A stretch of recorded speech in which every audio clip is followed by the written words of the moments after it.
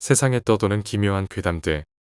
첫 번째 이야기, 논산훈련소에서 훈련받을 때 실제로 겪었던 실화괴담. 난 17년 6월 군번이야. 개인 사정이 있어서 대학교를 졸업하고 군대를 간 거라 좀 늦게 간 편이었지.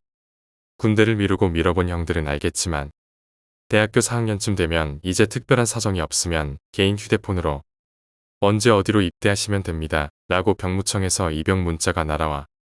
나는 복수 전공 때문에 대학교를 5학년까지 다녔기 때문에 한 번 미뤘지.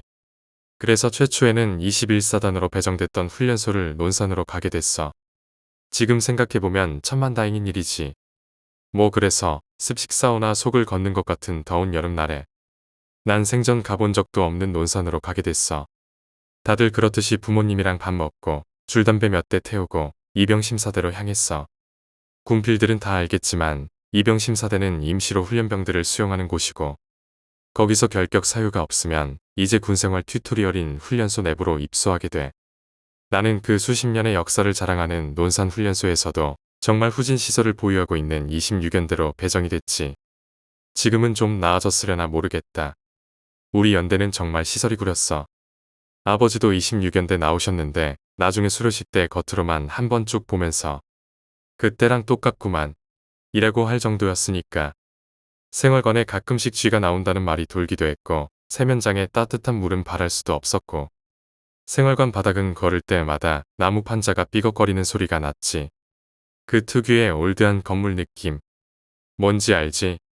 게다가 복도의 형광등도 깜빡거리는 게 보일 정도였고 몇십 년 묵은 남정네 냄새인지 모를 퀴퀴한 냄새가 여름의 습기에 섞여서 났지. 건물이 낡아서 그런지 불침번을 설 때면 형광등에 빼곡히 달라붙어 있는 모기들 보는 재미도 쏠쏠했어. 그래도 나름 재미는 있었어. 훈련소 동기 중에는 성격 안 좋은 놈도 없었고 덥다고 짜증내는 놈도 하나도 없었어. 생각해보면 동기 운은 좋았던 것 같아. 그렇게 동기들이랑 정신교육 주간, 화생방 주간, 기타 등등 하나씩 클리어를 해나가면서 수료 이후 자대 배치 받기만을 기다릴 무렵이었고 이틀 걸러 한 번씩 있는 불침번 근무에도 슬슬 몸이 적응을 해나갈 무렵이었지. 사건의 당일은 내 기억으로는 아마인군이 있던 주간이었던 것 같아. 근데 형들은 알 거야.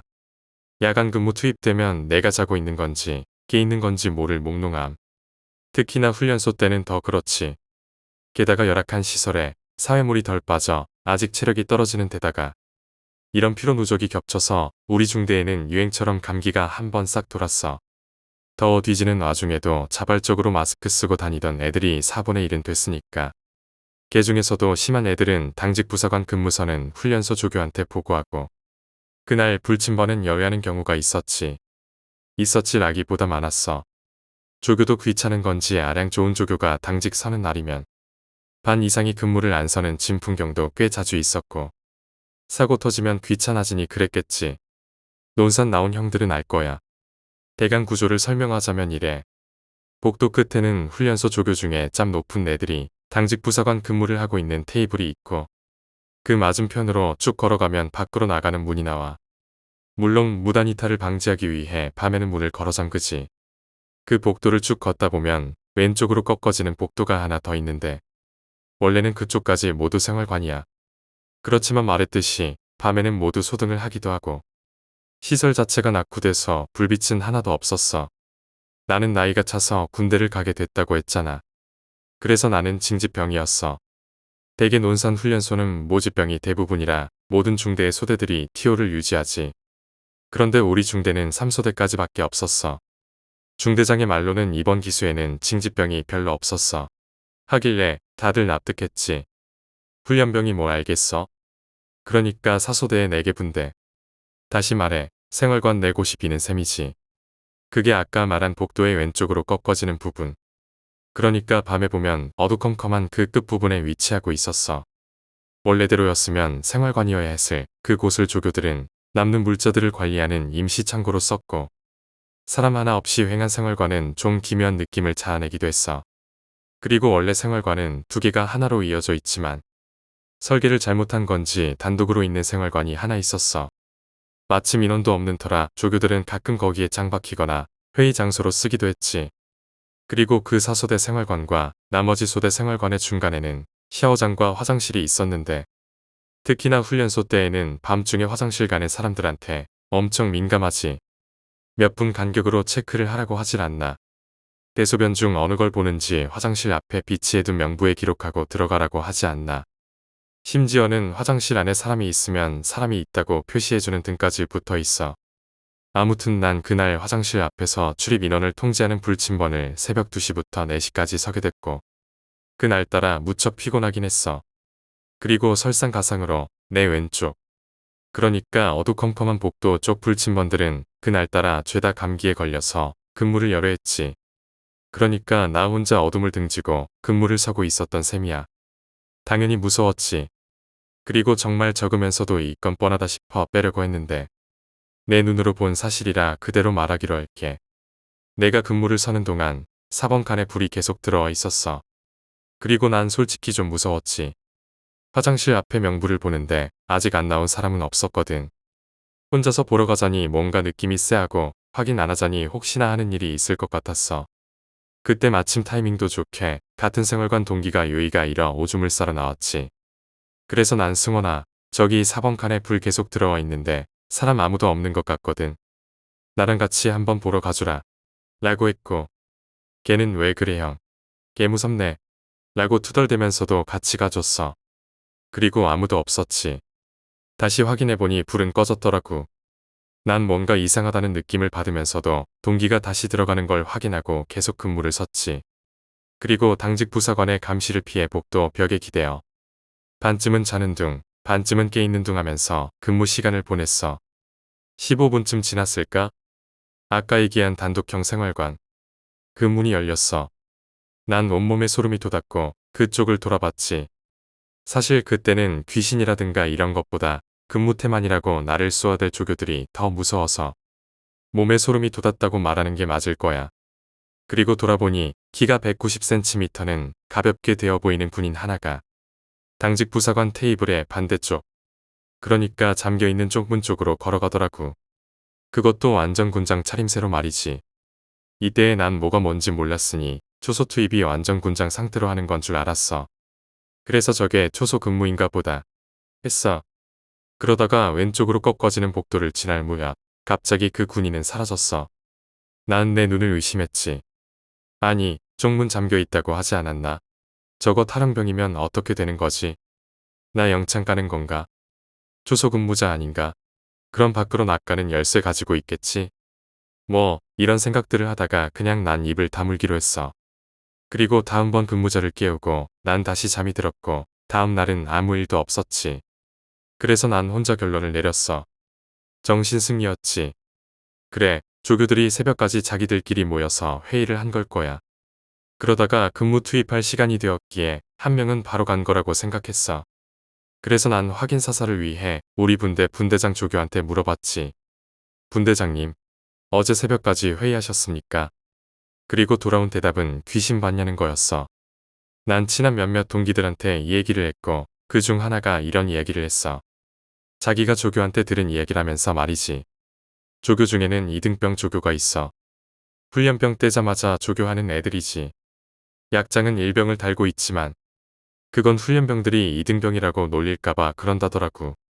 우리 소대에도 하나 있었는데 피부는 까무잡잡한 되게 이국적으로 잘생긴 조교였어. 사회에서 배우 지망생이었다더라고. 아무튼 조교 중에 막내겠지. 안 그래도 훈련소 조교는 할 일이 많은데 그 중에 막내였던지라. 그 조교는 새벽까지 잡무를 하는 건 기본이었어. 지금 생각해보면 보급개원이었던 것 같아. 군생활 힘들었을 거야. 그래서 그날도 새벽까지 일을 하는 와중에 아까 말했던 사소대 생활관으로 남는 물자를 혼자서 낑낑대며 옮기고 있었대. 그 와중에 불이 다 꺼진 복도를 걷다가 그 단독 생활관 앞을 걸어갈 때쯤이었대. 뭔가 이상한 낌새가 느껴져 그 생활관을 돌아보니 난생 처음 보는 기묘한 얼굴에 사람이 생활관 쪽 창으로 그 조교를 빤히 쳐다보고 있었다는 거야.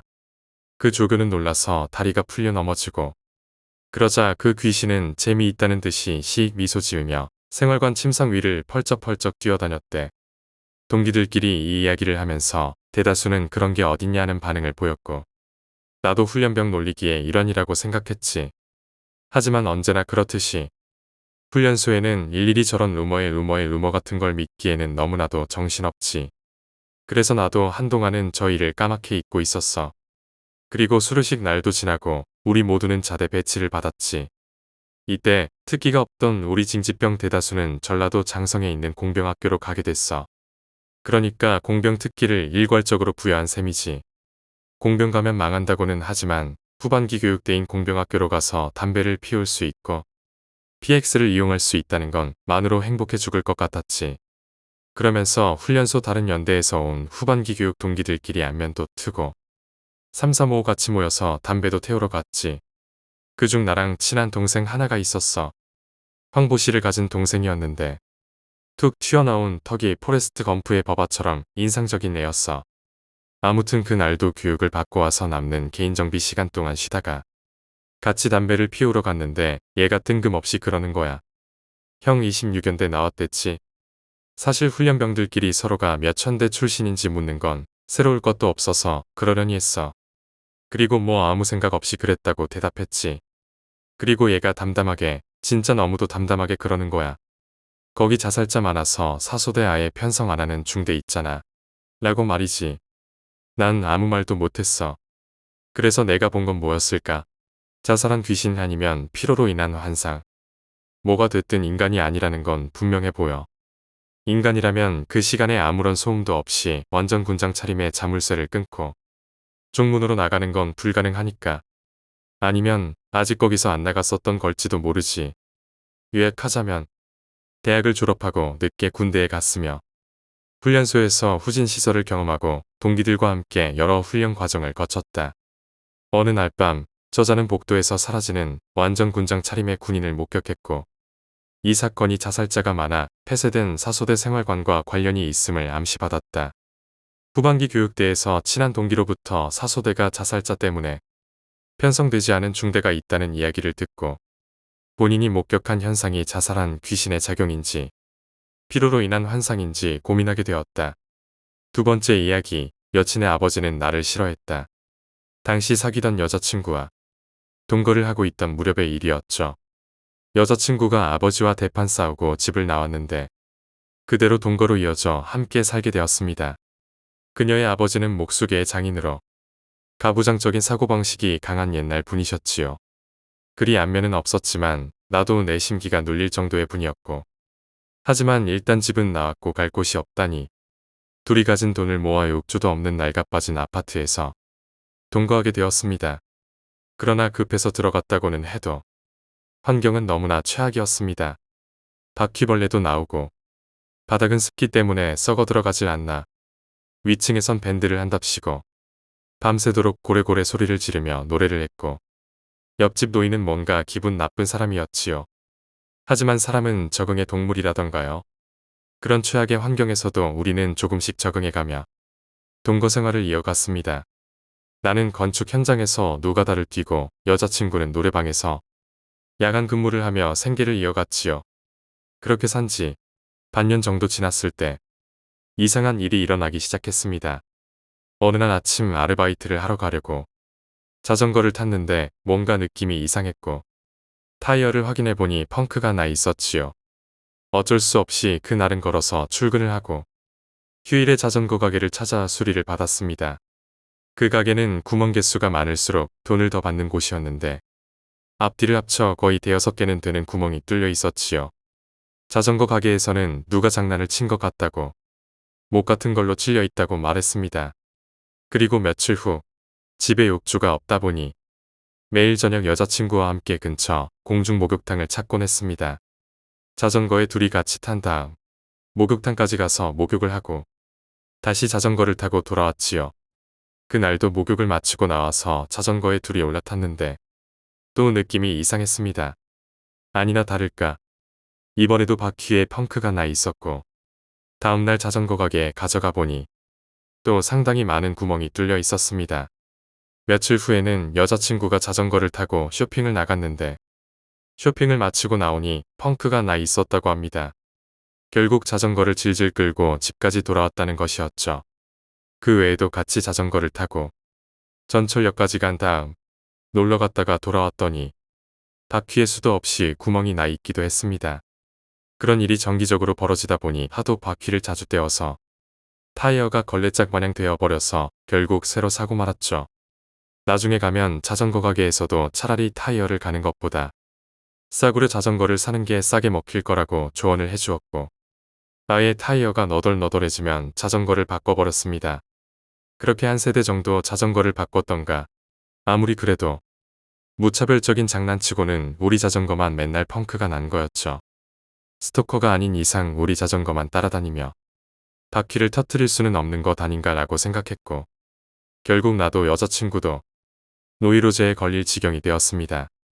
위층에 사는 밴드맨, 옆집에 섬뜩한 노인, 누군지 모르겠지만 우리를 괴롭히려 드는 건 아닌가 의심하는 지경에 이르게 됩니다. 하지만 결정타는 둘이 함께 멀리 여행을 갔을 때였고, 돌아오는 길에 생겼습니다.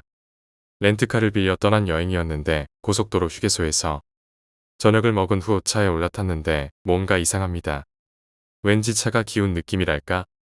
차에서 내려 조심스레 타이어를 확인하자 차 오른쪽 두 개의 타이어에 펑크가 나 있었지요. 이 정도까지 되자 나도 여자친구도 화가 난다기보다는 공포에 질리고 말았고, 이 짓을 한 놈은 우리가 여행을 간다는 것마저 사전에 알고 있던 것일까? 그래서 타이어에 구멍을 내기 위해 고속도로까지 타고 따라온 것일까? 도대체 우리한테 얼마나 큰 원한을 가지고 있는 거란 말인가?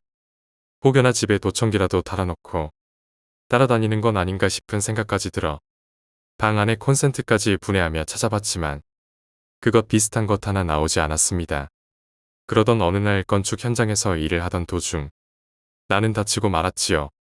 부주의로 그만 못을 세게 밟아 병원으로 보내진 것이었습니다. 밟은 못이 녹슬어 파상풍의 가능성마저 있었기에 꽤 큰일이었지요. 겨우 진료를 마치고 집에 돌아와 나는 여자친구에게 그날 있었던 일을 말해 주었습니다. 여자친구는 내 상처를 걱정하다가 갑자기 무언가를 깨달은 듯 얼굴이 어두워졌고 잠시 후 입을 열게 됩니다. 만약에 내가 타이어였다면 펑크가 났었겠네. 그 말을 듣자 처음으로 내 사고와 펑크의 연관성에 생각이 다다랐고, 하지만 만약 내 상처도 계속 이어지는 타이어 펑크와 관계된 거라면 범인은 살아있는 사람이 아니라는 소리였죠. 그 수준이면 이미 저주나 악령 단계이기에 여자친구는 당장이라도 울 것만 같은 얼굴이었습니다. 넌 너무 걱정이 심해 라며 여자친구를 달래줬지만 솔직히 나도 무서워서 어찌할 도리가 없었습니다. 하지만 잠자리에 들자 기분 나쁜 생각만 들었고, 혹시 이 아파트가 저주받은 곳인가? 라고 생각이 듭니다. 하지만 그 중에서도 가장 두려웠던 건 여자친구가 다치는 것이었습니다. 이번엔 내가 다쳤지만 다음엔 혹시 여자친구마저 다친다면. 몇 주 동안 고심하고 서로 대화한 끝에 여자친구는 집으로 돌아가기로 했지요. 혼자 아파트에 남는 건 쓸쓸하고 두려웠지만 우리 집은 워낙 시골이라 돌아갈 수도 없었습니다. 그렇다고 새 아파트를 빌릴 만큼 돈이 여유로운 것도 아니었지요. 발의 상처도 다 아물지 않아 제대로 일도 못할 무렵이었으니 어쩔 수 없었습니다. 그런데 이상하게도 그녀가 집에 돌아간 후로는 자전거에 펑크가 나는 일이 완전히 사라지게 됩니다. 동거는 끝났지만 여자친구와는 계속 사귀고 있었고, 여자친구마저 내 이야기를 듣자 고개를 갸웃거릴 정도였죠. 그 후로는 한동안 아무 일 없이 시간이 흘러갑니다. 그러던 어느 날 장례식에 참석하게 되었는데 여자친구의 아버지가 돌아가셨기 때문이었습니다. 그 장례식에서 나와 여자친구의 어머니까지 셋이서 이야기를 나눌 기회가 있었지요. 그런데 거기서 이상한 이야기를 듣고 말았던 것입니다. 아무래도 세상을 떠난 여자친구의 아버지는 나를 꽤 미워하고 있었던 것 같았습니다. 소중하게 기른 딸에게 헛바람을 불어넣어 홀려낸 놈이라고 생각했었다고 합니다. 그의 직업은 목수였고, 목수는 나무에 못을 박을 일이 많습니다. 그는 나무에 못을 박을 때마다 나에 대한 원한을 담아 못을 박고 있었던 것 같았고, 마치 지피형에게 못을 박아 저주를 하는 것처럼 그렇게 하고 나면 기분이 시원해진다고 말했다고 합니다. 그의 행동과 자전거의 펑크, 내 상처에 어떤 연관이 있었다는 증거는 없지요. 하지만 그 이야기를 듣고 나니 새삼 그의 영정을 바라볼 수가 없었습니다. 세 번째 이야기, 동성애자 친구의 고백을 거절하고 일어났던 일. 고등학교 졸업식 날 A는 같은 반 친구였던 B에게 고백을 받았지만 중요한 것은 두 사람 모두 남자라는 것이었죠. A는 충격을 받아 혼란스러운 와중에도 B에게 상처를 주지 않으려 정중하게 거절했다고 합니다. 하지만 B에게 그럼 딱 한 번만 데이트해달라는 간청을 받아 승낙했다고 했습니다. 함께 식사도 하고 영어도 봤지요. 그렇게 데이트가 끝나고 헤어질 때 B는 자신이 만약 여자였다면 A는 나랑 사귀었을까 하고 물었습니다. B는 다른 지역의 대학으로 진학할 예정이었고 아마 더 이상 만날 일은 없을 것이라는 생각이 들었죠. 둘이서 즐겁게 보냈던 학교 생활을 떠올리니 A는 갑자기 외로워졌다고 합니다. 내가 여자였다면 결혼까지 했을지도 몰라. B는 그 대답을 듣자 고마워, 미안해, 안녕이라고 말하면서 울면서 떠나갔습니다. A도 눈물을 흘리며 B의 뒷모습이 사라질 때까지 손을 흔들어 주었죠. 몇 년 뒤 A는 아르바이트 하던 곳에서 만난 C라는 여자아이에게 고백받아 사귀게 되었습니다. C는 툭하면 여자로 태어나서 다행이라는 말을 하는 아이였고 어느 날 문득 C가 또다시 그 말을 꺼냈을 때였습니다. 평소에는 그저 흘려듣던 A가 무심코 왜 그런데? 라고 물어봅니다. 그러자 C는 만약에 자신이 남자라면 A는 자신과 사귀지 않았을 거라고 대답을 했지요. 그때 갑자기 A의 머릿속에 떠오른 것은 B의 얼굴이었습니다. 그전까지는 완전히 잊고 살고 있었는데 C의 그 대답은 B를 떠나보낼 때 들었던 말과 완전히 똑같은 말투였던 것이었죠. 게다가 그 대화를 한 곳은 B와 헤어졌던 그곳이었습니다. 그때는 우연이겠거니 하고 넘어갔지만 그 후 C의 행동을 유심히 살펴보니 놀라울 정도로 B와 닮았다는 것이 느껴집니다. 웃는 모습, 식사하는 방법, 책 읽을 때의 모습, 좋아하는 음식, 음악, 영화까지 그야말로 판박이었던 것입니다.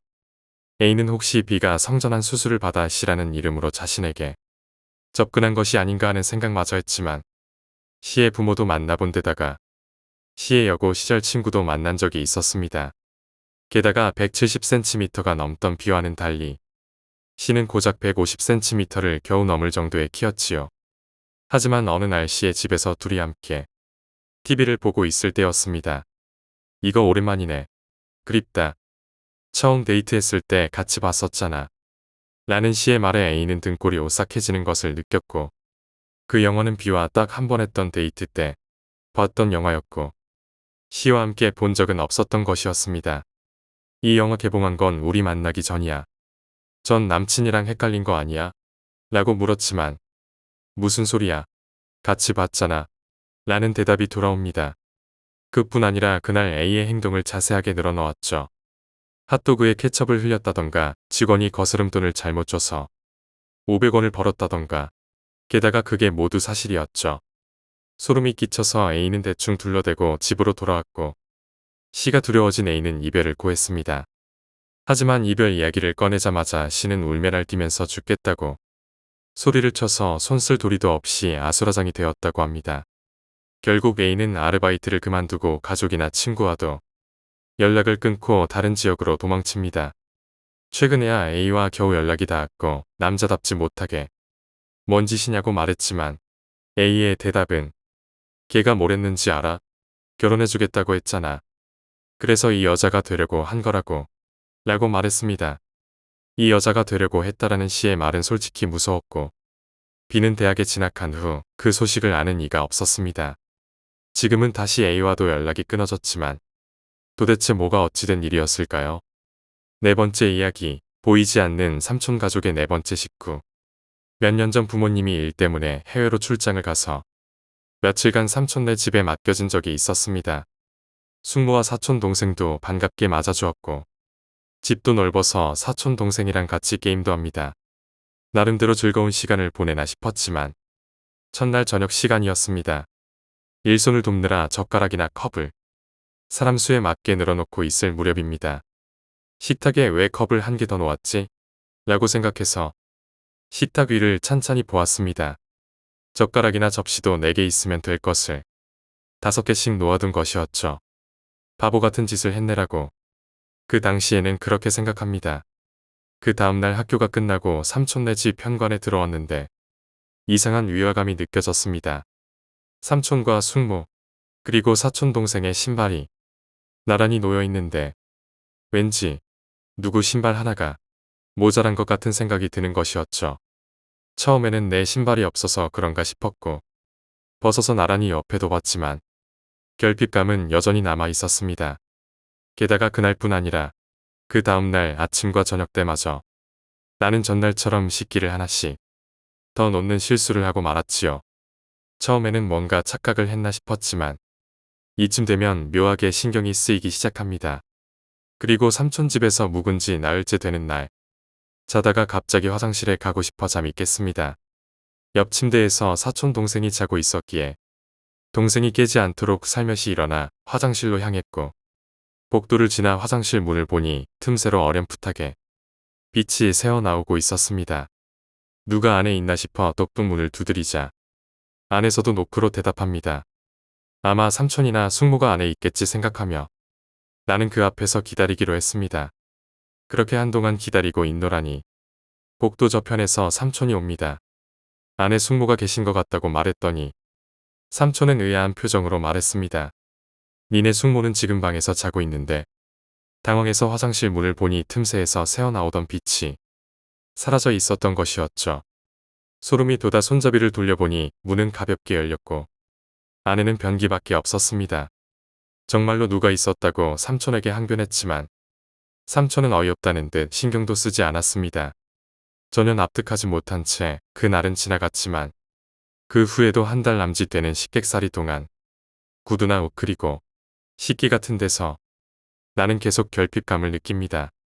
그 후 집에 돌아온 후 설날에 삼촌과 다시 만나게 되었습니다. 한참 이야기를 하고 있던 와중 어쩌다 옛날 이야기가 나오게 되었고 그런데 삼촌의 말에 따르면 옛날 숙모가 사촌 동생을 낳기 전에 임신을 한 적이 있었다고 합니다. 하지만 사고로 인해 그 아이는 유산됐고 그 후로 사촌 동생을 임신할 때까지 숙모는 정신적 충격 때문에 그 아이가 마치 살아있는 것처럼 행동했다는 것이었지요. 그 이야기를 듣고 그 결핍감은 아마도 그 아이 때문이었겠거니 싶어서 묘하게 무서웠습니다. 그 아이는 아직도 삼촌네 집에서 함께 살고 있을지도 모릅니다. 5번째 이야기, 귀신 터널. 옛날 직접 겪은 이야기입니다. 술 친구들과 함께 술을 퍼마시는 도중 신명장소에 가자는 이야기가 나왔습니다. 남자 둘, 여자 둘의 조합으로 귀신이 나온다는 지역 터널로 가게 되었지요. 안에서 클락션을 울리면 귀신이 나온다더라. 손자국이 철썩철썩하며 창문에 나타난다더라. 그런 도시전설 같은 것이 대부분이었기에 우리는 별로 기대도 안 하고 시끌벅적 떠들며 A의 차에 타고 터널로 향했습니다. 가장 신이 난 건 어릴 적부터 친했던 A였고 혹시 차체에 손자국이 나지는 않을까 기대된다고 말했습니다. 그는 오는 도중에 세차까지 하고 올 정도로 오컬트 마니아였던 것입니다. B와 C는 그냥 술 친구로 딱히 영감이 있는 건 아니지만 덩달아 따라온 듯 했습니다. 나는 친구라고는 해도 일단 여자애들과 술 먹고 드라이브를 나선 것만으로 만족하고 있었지요. 가볍게 맥주를 마시며 시골 산길을 달려 30분 만에 터널에 도착합니다. 분위기는 한껏 달아올라 A는 터널에 들어가기 전에 이런저런 무서운 이야기를 해댔고 클락션을 빵빵 울리고 천천히 터널 안으로 들어섭니다. 터널 안은 불이 켜져 있는데도 불구하고 묘하게 어슴푸레했습니다. 다들 말이 없어진 것을 신경 쓴 것인지 좋아, 여기서 클락션 좀 울려볼까? 라고 A가 신나서 말했습니다. 여자아이들은 무섭다고 하면서도 무척이나 즐거워하고 있었고 두근거린다면서 A를 부추깁니다. A는 기압을 넣더니 클락션을 울렸고 그러자 푸잉하는 말도 안 되게 한심한 소리가 터널 안에 울려 퍼졌습니다. 다들 빵 터져서 무서운 건 잊고 웃고 있었죠. 하지만 이변은 이런 웃음판 와중에 갑자기 일어나게 되었고 갑자기 모두가 웃음을 멈추고 차 안에 정적만이 남았습니다. 어라? 하고 뒷좌석에 여자아이들을 보자 입을 뻐끔거리며 웃고 있었고 뭐라고 할까? 얼굴에 힘이 빠진 것 같은 모습이었죠.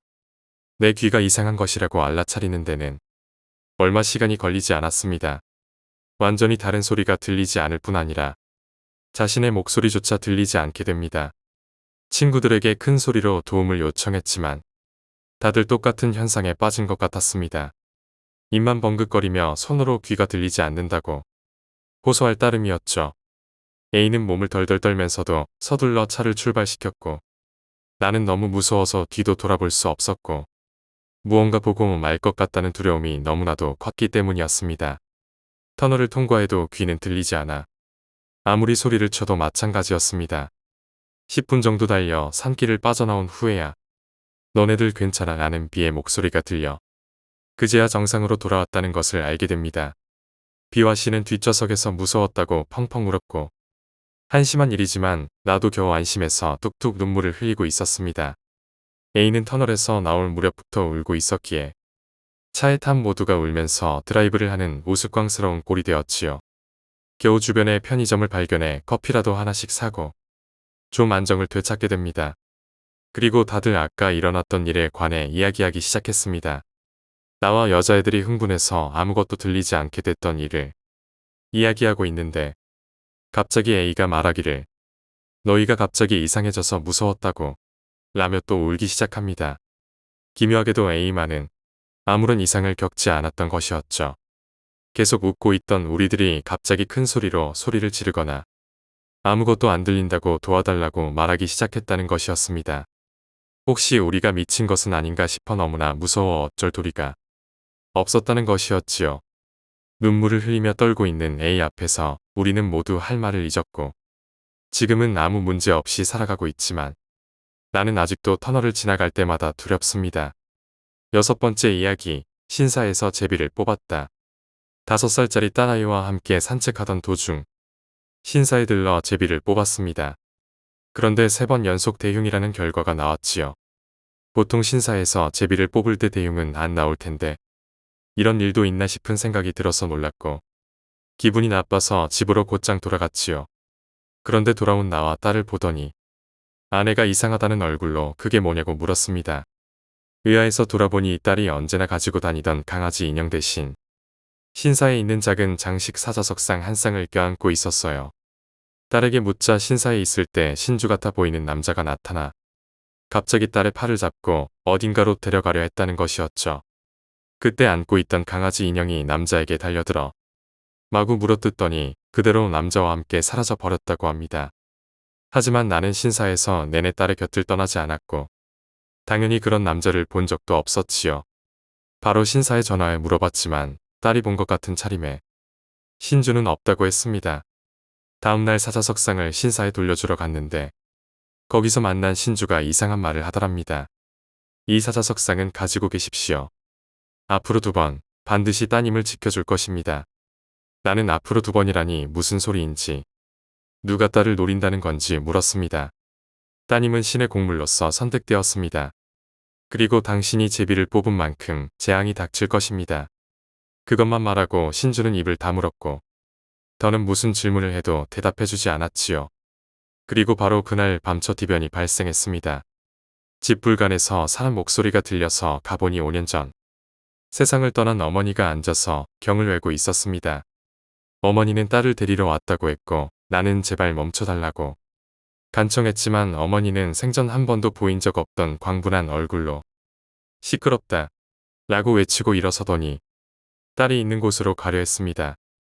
바로 그때 땅 울림 같은 소리가 들렸다 싶더니 갑자기 거대한 흰 개가 나타나 어머니를 한 입에 물고 불단 속으로 사라집니다. 서둘러 딸에게 가보니 딸은 자고 있었고 머리맡에 두었던 사자석상 한 쌍 중 한 마리가 사라진 채였지요. 신주는 사자석상 한 쌍이 딸을 지킨다고 했는데 이젠 한 마리밖에 남지 않았습니다. 나는 이튿날 아침 바로 신사를 찾아가 그 일을 놓고 상의했지요. 사자석상 한 쌍은 일심동체입니다.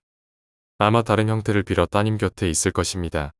라고 신주는 말했고 나는 딸 주변에 비슷한 것이라도 있지 않을까 싶어 여기저기 찾아봤지만 비스무리한 것은 찾을 수가 없었습니다. 하지만 2번째 이변은 생각보다 빨리 찾아왔고 다음 날 내가 일을 하러 간 사이 누군가가 현관 초인종을 눌렀다고 하네요. 아내가 문을 열자 거기에는 키가 2m는 되어 보이는 거대한 강아지 인형이 서 있었습니다. 자세히 보니 평소 딸아이가 안고 다니던 인형과 닮은 그것은 비릿한 악취가 났습니다. 아내는 깜짝 놀라 문을 닫으려 했지만 인형의 힘이 엄청나서 막무가내로 집 안에 밀고 들어왔다고 합니다. 그리고는 부엌에 있던 딸의 손을 잡고 어딘가로 데려가려 했다는 것이었습니다. 그런데 분명 출근했던 내가 어디선가 내 발로 미친 듯 뛰어오더니 인형에게 돌진해 이빨로 인형을 마구 씹어 토막을 내버렸다는데 나는 그런 기억이 전혀 없었습니다. 그 이후 아직까지 세 번째 이변은 일어나지 않았고 나는 더 이상 신사에서 제비를 뽑을 엄두가 나질 않습니다. 일곱 번째 이야기, 아내를 죽인 남자가 자수를 한 이유. 친척 중에 교도관으로 일했던 사람이 있습니다. 교도소 내부에서 재소자들의 심리 상담이나 사회복귀 상담 같은 것을 담당하고 있었다고 합니다. 그래서 친척은 시간이 날 때마다 재소자들과 자주 이야기를 나눴다고 했지요. 주로 그들이 지은 죄에 대한 반성, 자수한 경우에는 자수하게 된 경위 등에 관한 이야기였습니다. 그중 A라는 사람에 대해서 들은 이야기가 너무나도 섬뜩했고 지금까지도 잊혀지지 않는다며 내게 들려준 이야기가 바로 이것입니다. A는 원래 평범한 셀러리맨이었지만 현재 살인죄로 복역 중입니다. 그가 죽인 것은 그의 아내였고 살해 후 사체의 처리를 고민하던 A는 집 냉장고에 아내의 시체를 토막내 보관합니다. 회사에서 돌아오면 냉장고에서 토막난 사체를 조금씩 꺼내 살을 잘게 다지고 뼈는 믹서로 갈아 가루를 낸 뒤 화장실에서 흘려보냈다고 합니다. 그것을 며칠 동안 반복하자 사체의 대부분을 없앨 수 있었고 결국 머리만 남았다네요. 아무리 그래도 얼굴을 갈아버릴 각오가 서지 않아 며칠 동안 머리만 냉장고 안에 그대로 넣어두었다는 것입니다. 그러던 어느 날 A는 꿈을 꾸었습니다. 죽은 부인이 테이블 위에 고개를 숙이고 앉아 있었고 고개를 깊숙이 숙이고 있어서 표정은 전혀 보이지 않았습니다. 하지만 테이블을 잡고 있는 손이 부들부들 좌우로 떨리고 있었고 점차 그 흔들림은 격해져서 손톱이 그리고 손가락이 테이블 주위에 흩어져 날아가기 시작합니다. 순식간에 팔꿈치까지 날아가 사라진 팔에서는 새빨간 피가 흩뿌려지고 뼈가 덜그럭대며 테이블을 두드렸다고 합니다. 거기서 잠에 깨어난 A는 한동안 땀에 흠뻑 젖은 채 충격에 사로잡혀 움직이지도 못했다고 합니다. 겨우 안정을 되찾고 거실로 향했지만 냉장고가 조금 열려 있었고 그 사이로 목만 남은 아내가 자신을 바라보고 있었습니다. 깜짝 놀란 A는 냉장고를 닫고 문을 청테이프로 막았지요. 이때까지는 겁에 질려 있을지언정 아직 자수까지는 생각하지 않았다고 합니다. 그날 냉장고에 넣어둔 머리를 처리하기가 껄끄러웠던 A는 결국 새 냉장고를 사기로 했지요. 1인용 소형 냉장고라 따로 배달을 부탁하지 않고 직접 가지고 돌아왔습니다.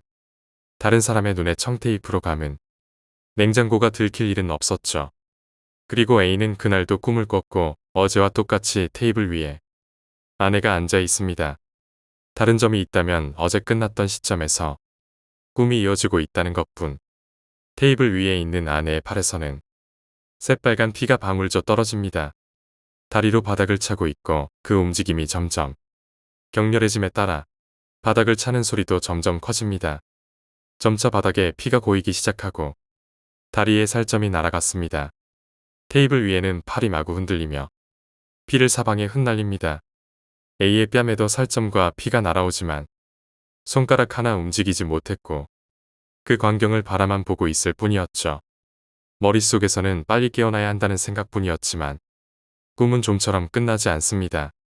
방안 가득 흩날린 피가 기분 나쁘게 빛난다고 생각한 순간 갑자기 아내는 움직임을 멈추게 됩니다. 그리고 서서히 숙이고 있던 고개를 들어 올리고 축 늘어져 있던 앞머리가 뺨에 달라붙게 됩니다. 머리카락 틈새로 치켜뜬 눈이 A를 향했고 그리고 얼굴을 완전히 들었지요. 아내의 머리가 몸을 돌려달라고 울부짖었고 그런 절규가 계속 울려 퍼졌습니다. 그 소리를 듣고서야 A는 간신히 눈을 뜰 수 있었고 이번에도 온몸은 땀투성이가 되었습니다. 그리고 이번에야말로 머리를 처리하겠다는 각오를 다졌습니다. A는 침대에서 뛰쳐나와 냉장고로 향했으나 그 각오는 순식간에 사라집니다. 그토록 단단하게 붙여놨던 청테이프가 모두 끊어져 있고 아내의 머리는 냉장고에서 굴러떨어져 바닥에 나뒹굴고 있었습니다. 그 시선은 A를 향해 고정되어 있었다는 것입니다. 그 시선에서 결코 도망칠 수 없다고 생각한 A는 그 길로 자수를 택했다고 합니다.